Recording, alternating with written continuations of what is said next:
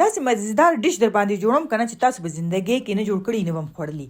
نو دلته به د چرګې غوښه واخلي، هغې کې به 2 چمچې سرکه یا د نیمبو جوس واچوئ او ورسره به اوږې او د ادرک پیسټ هم واچوو او دا پیاز چې دی دا یو پیاز غټ هغه ما جوسر کې ووهلو، هغه مې واچولو. مسالې چې دي هغې کې به مونږ واچو څو ټکېدلې مرچکې او نیمه چمچه تور مرچکې شو، نیمه چمچه چې وه هغه د زیرې او د دغه پوډر دڼیا پوډر مې مکس کړي دي او پکې مې نیمه چمچ چاټ مساله هم اچولې وه او دا به مونږه ماسته پکې یو باول واچوئ او مکس یې کوئ. که چېرې ټایم د سره خو وله 2 غنټې ورکوي او که نه د سره نو انن فنن. دلته به مونږ جوړو نن مخملي چکن هانډي.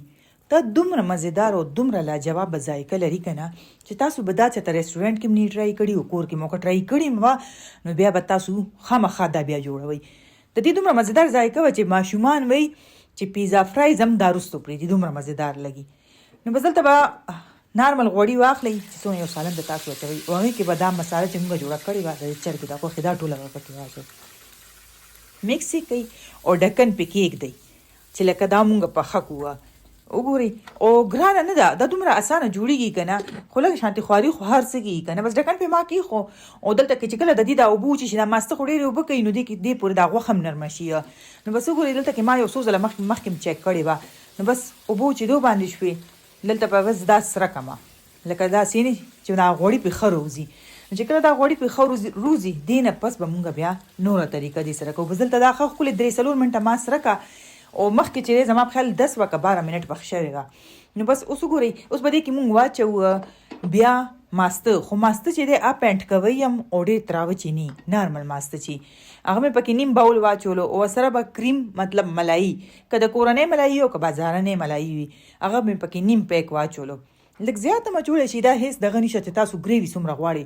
او پکې به 2 چمچې ډک زه چې دی مایونیز واچوم. مایونیز خو هر ځای کې ملاویږي، هر سټور نه ملاویږي او تقریبا هر چا کره نن سبا موجودي. دا ما 2 چمچې واچولو خو دا د 3 چمچې په مثال ولې چې ما ډېرې ډکې چمچ پکې واچولو. بس ویې لړئ او ما ته لږ کریم کم وښکارېدو، ملایي ما پې لږه نوره واچوله. بس دې کې چې دا څنګه داسې جوش واخلي وګورئ تاسو ته ښکاري دې جوش واغستو. دا به مونږ کوچ سیټ ته دې له به مونږ جوړه کړو تړکه کې به څه جوړو لږ شانتې کوچ واخلئ، کوچ د سره نه هم نارمل غوړي بیا واخلي خو دې کوچو سره د دې ذایقه ډېره وي آی پي شي. او هغې کې به مونږ واچوو ټماټر یو کټ شوی او شمله مرچکې او نارمل مرچکې او دڼیا دا چکور ما کټ کړي. دا بس صرف او صرف دلته مونږه 1 منټ ورکوو، ډېر ټایم به نه ورکوئ چې داسې نه چې دا دنه پوره پاخه شي ول چې دا کرنچ خوند کوي. نو بس دا داسې 1 منټ پکې دغه شو، لږ شانتې مالګه مې سره واچوله.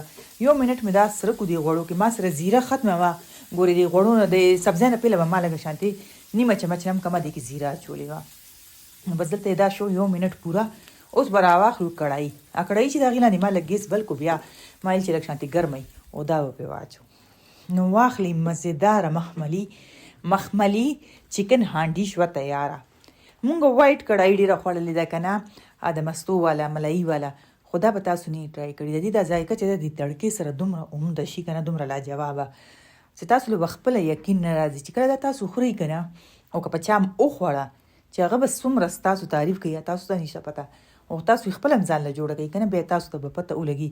هر شی چې کم تاسو زما ریسیپي کې ګورئ پهله ځان له پخوئ، ځان له ټرای کوئ، ولې چې کله انسان خپله شی پاس کړي نو هله به نور ټول هم پاس کوي.